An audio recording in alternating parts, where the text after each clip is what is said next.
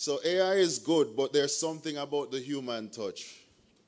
There's something about the human touch. As we move through the program, ladies and gentlemen, the future is not waiting. It's already unfolding around us. The question before us is not whether artificial intelligence will shape our world, but how prepared are we to shape the impact for the benefit of our people and of our nation?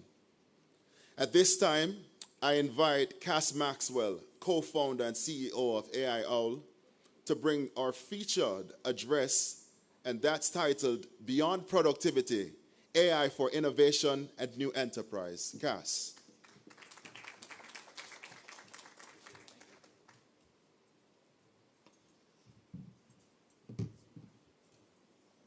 There we go. There we go. Yes. Thank you to the team that helped with that. Well, good morning, everybody. Good morning. I want to take a second and give thanks to Dr. McCarthy.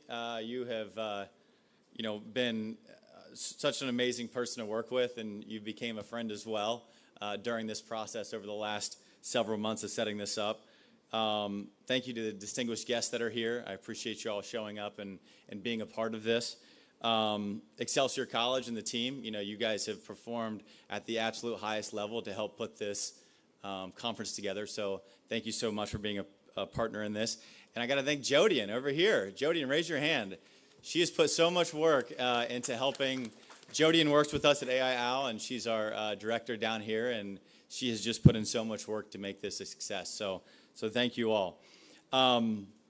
First and foremost, we're so excited to be a part of this, right? I mean, we're doing some amazing work in the U.S., and we're really hoping to bring that same energy and same message down here and help everybody kind of, get on that AI roadmap and get us all equipped on what we need to move forward in this kind of crazy new world. So without further ado, I will jump to my next slide. So got off the plane, and Mr. James, who was driving us in, he was so nice to give us a tour of the region as we were coming in, and he pointed out that your harbor is one of the 7th largest natural harbors in the world. And I heard that you Kingstonians are very proud of that, right? And so got to looking at that, and I was like, how does that, how can we apply it to AI? So, for centuries, Kingston Harbor, it's been Jamaica, it's made them a crossroads of movement, trade, and connection. And so, in my eyes, AI kind of creates that new kind of harbor. We have, it's going to be a gateway for skills, a gateway for new companies, higher value work, and for Caribbean leadership. And we're going to talk a lot about that today. And so the question is not whether AI is coming, it's whether Jamaica becomes a port of innovation, not just a passenger in somebody else's economy. And I feel like you guys are obviously ready for that. The energy that we've had in the last 2 days around the training of over 90 people, which a lot of you are probably in this room, has been great. So thank you for being a part of that. So why this matters, right? Why does this all matter? AI is bigger than productivity. And you're going to hear someone say today, and this man right here, he's going to be saying it's not about the access to the tools, it's about what you can do with the tools.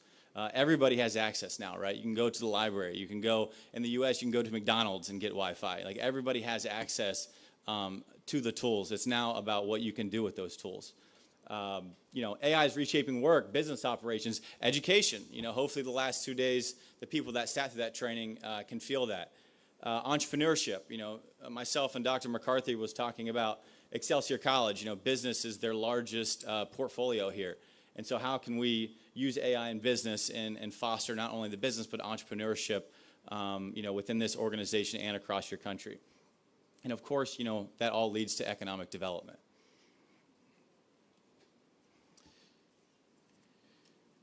So what do we do at AI Owl, right? So I got Trace, my partner there, kicking I'm going to say soccer ball, but I know it's a football, all right? I heard I was going to get yelled at if I called it a soccer ball. So I usually do an American football field to explain it, but I decided, obviously we're not in America right now. We're in Jamaica. So I brought up a football field here, and on the left side, you'll see emerging technology, right? So you'll see the cell phone, you'll see internet, you'll see the automobile, you'll see AI. On the right side of the field, we have full societal integration. So that's everybody adopting the technology. That is the end of that bell curve. And in the middle, that 100 to 130 meters in the middle, that represents time. So So that's how long it takes, for emerging technology to get to full societal integration. Our theory at AIOW is, well, what if we could take it to 50 or 50 meters, right? What if we could compress that time and have society adopt technology faster? Because we know when a society adopts technology, it makes better life expectancy. They perform better militarily, and they perform better economically. And so our goal is to take that, 100 to 130 meters and compress that into a 50-meter timeline, right, and help everybody move along the way.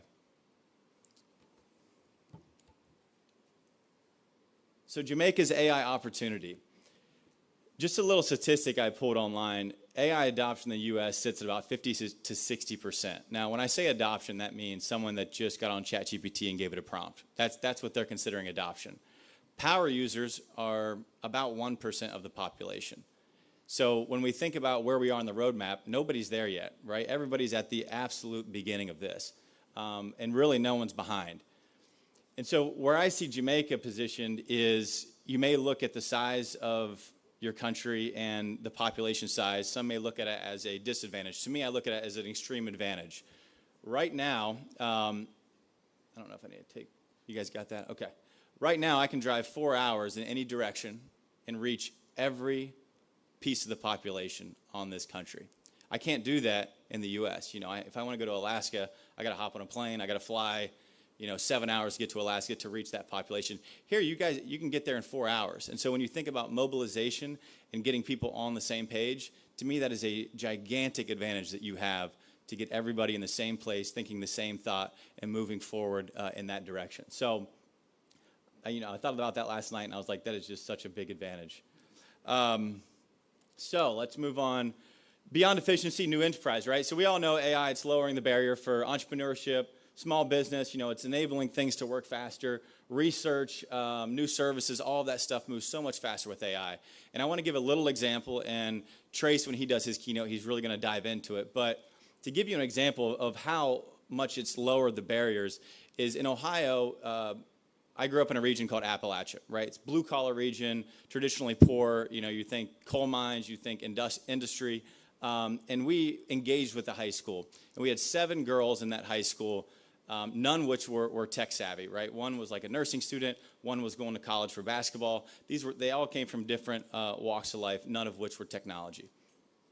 They had this idea. They said, well, we know third graders, we know in the third grade, it's a critical time to learn how to read, right? Because up till third grade, you're learning how to read.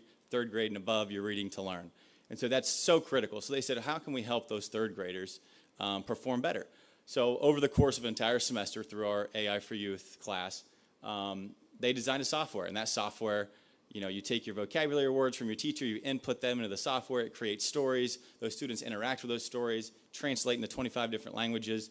They have over 3,000 users on that. And these were all people that were 16, 17, 18 years old that have created this software, that have no tech background. And so the barrier to entry is so low. And so when we think about what our students can do, what our adults can do, I mean, the sky is the limit. And we're going to talk a lot about that over the next 2 days. Now, you're probably thinking, raise your hand, AI is going to take my job. We've all heard that, right? Raise your hand if you've heard it. Everybody's hand should go up because we've all heard it. I got a case study interesting to me about how IKEA thinks. I'm sure we're all familiar with IKEA, right? Global brand. IKEA made their chatbot called Billy.